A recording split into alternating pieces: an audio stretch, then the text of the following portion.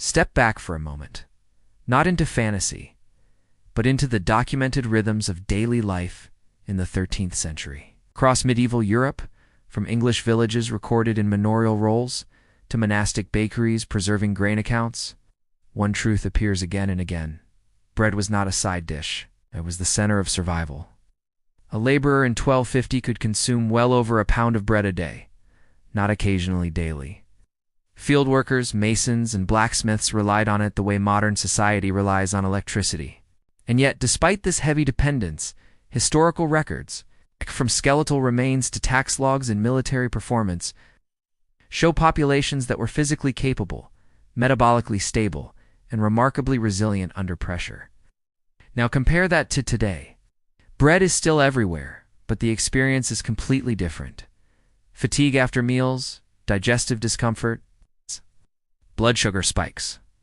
A growing number of people actively avoiding what was once humanity's most trusted food. So what changed? This isn't a story about nostalgia or romanticizing the past.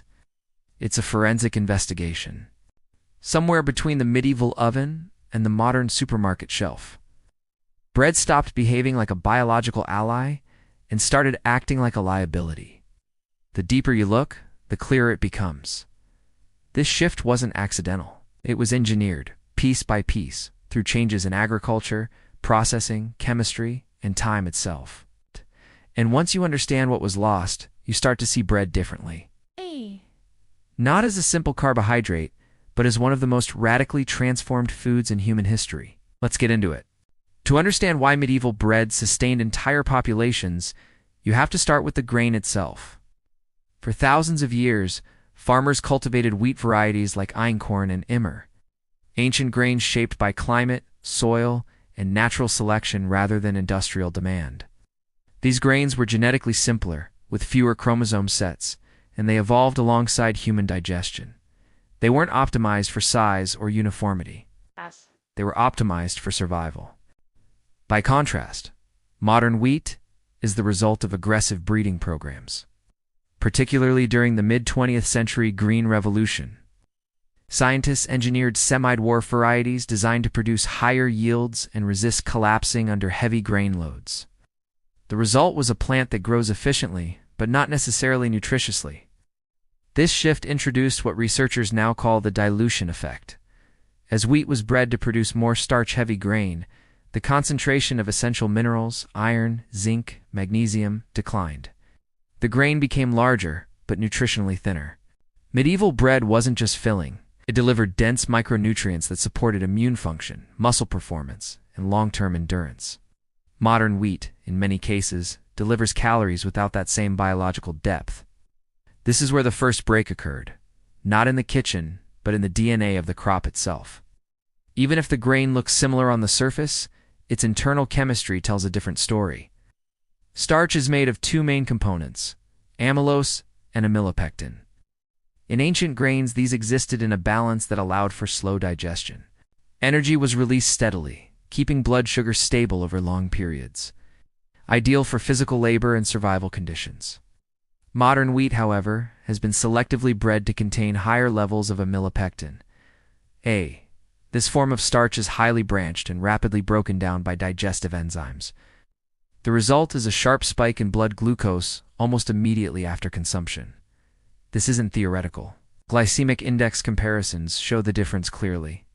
Many modern white breads rank extremely high, causing rapid insulin responses. Traditional sourdoughs, made from older grain varieties, consistently produce lower, more controlled responses. For medieval populations, bread acted like a slow-burning fuel. For many modern consumers, it behaves more like a metabolic shock. And when that shock is repeated daily, the long-term consequences become predictable. Insulin resistance, fatigue cycles, and eventually chronic disease. Much of the modern conversation around bread focuses on gluten, but the issue is more complex than simply blaming a single protein. Gluten is made up of gliadins and glutenins. In ancient wheat, the balance between these proteins created a softer, more digestible structure. The dough wasn't ideal for industrial handling, but it worked well with human biology. Modern wheat flipped that balance. Breeding programs favored stronger gluten networks that could withstand mechanized mixing and mass production. The result is a tougher, more elastic protein structure that is harder for the human digestive system to break down. At the same time, levels of compounds known as amylase-trypsin inhibitors increased. These are natural defense molecules in wheat, but in higher concentrations, they can trigger immune responses and inflammation in the gut. Medieval bread had a built-in solution to this problem: time. Before the industrial era, grain was milled using stone. This process crushed the entire kernel, bran, germ, and endosperm into a unified flour. It was slow and generated minimal heat, preserving delicate oils, vitamins, and enzymes. Then came the steel roller mill in the 19th century. Instead of crushing the grain, it dissected it. The bran and germ were removed, leaving behind mostly the starchy endosperm. This refined flour had a major advantage. It lasted longer without spoiling. But it also lost most of its nutritional value. The consequences were immediate and measurable. Populations relying heavily on refined flour began experiencing nutrient deficiency diseases.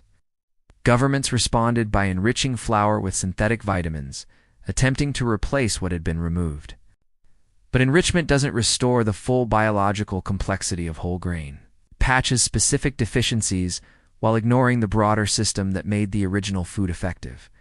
Medieval flour was a complete substance. Modern refined flour is a reconstruction. If there is one factor that truly separates medieval bread from modern bread, it is fermentation. Traditional sourdough wasn't just a flavor preference. It was a biological process that transformed the grain over time. Wild yeasts and bacteria worked together over 24 to 72 hours, breaking down complex compounds and making the bread easier to digest. Phytic acid, which binds minerals and prevents absorption, was significantly reduced.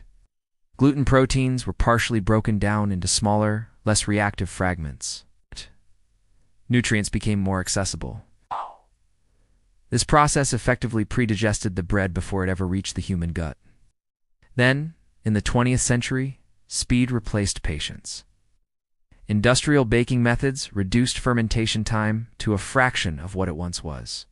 Commercial yeast accelerated the process, but without the microbial diversity or time required for full transformation. The result is bread that enters the body largely unprocessed, leaving digestion to do all the work, and often failing under the strain. As bread lost its natural structure and flavor through rapid processing, manufacturers turned to chemical solutions. Emulsifiers, dough conditioners, and enzymes were introduced to replicate the qualities that slow fermentation once provided. These additives improve texture, extend shelf life, and stabilize production. But they also interact with the human body in ways that were never part of our evolutionary history. Some emulsifiers have been shown to disrupt the gut lining, potentially contributing to inflammation.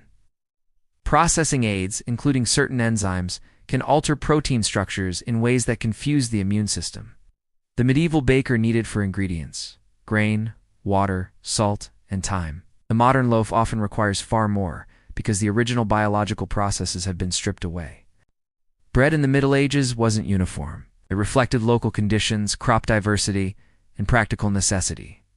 Maslin bread combined wheat and rye, improving both resilience in the field and nutritional balance on the plate. Lower status breads often included barley, oats, or even legumes, increasing protein content and fiber. Nothing was wasted. Stale bread became trenchers, edible plates that absorbed nutrient-rich broths and were later consumed or shared. This wasn't just tradition. It was a system designed for efficiency, resilience, and full-spectrum nourishment. Modern bread, by contrast, is often standardized to a narrow set of ingredients optimized for scale rather than adaptability. And in that shift, something critical was lost: the connection between food and survival strategy. By now, the pattern is clear. Medieval bread worked because every stage, from seed to oven, aligned with human biology. The grain was nutrient-dense. The milling preserved its integrity. The fermentation unlocked its potential. Culture around it valued efficiency without waste. Modern bread, in many cases, does the opposite. It prioritizes speed, uniformity, and shelf life, often at the expense of nutritional depth and digestibility. But this isn't just a story of loss, it's a roadmap. Because the principles that made bread effective in the past still exist. Ancient grains are still grown. Stone milling still exists. True sourdough fermentation is still practiced. The knowledge was never erased. It was simply set aside, and that means it can be reclaimed. So the next time you encounter bread, don't treat it as a given. Treat it as a decision. Ask where it came from, how it was made, and whether it aligns with the biology you depend on every day. Because bread, at its best, is not the enemy. It never was. It was one of humanity's greatest tools for survival. If this breakdown gave you a new perspective on something as simple and as complex as bread, subscribe to Intelligent Survival for more deep dives like this. Share this with someone who still believes bread is just bread.